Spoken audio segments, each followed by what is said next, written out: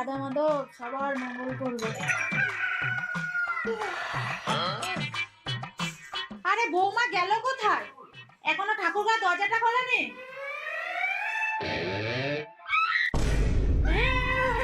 বৌমা তুমি ঠাকুর ঘরে কি করছো? আমি তোমার বৌমা নই। আরে বাপরে! বাবু বাবু তাড়াতাড়ি চল, তোর বউ মনে হয় সকালে গাঁজা টাজা খেয়েছে, ভুলভাল বকছে। তাড়াতাড়ি চলো।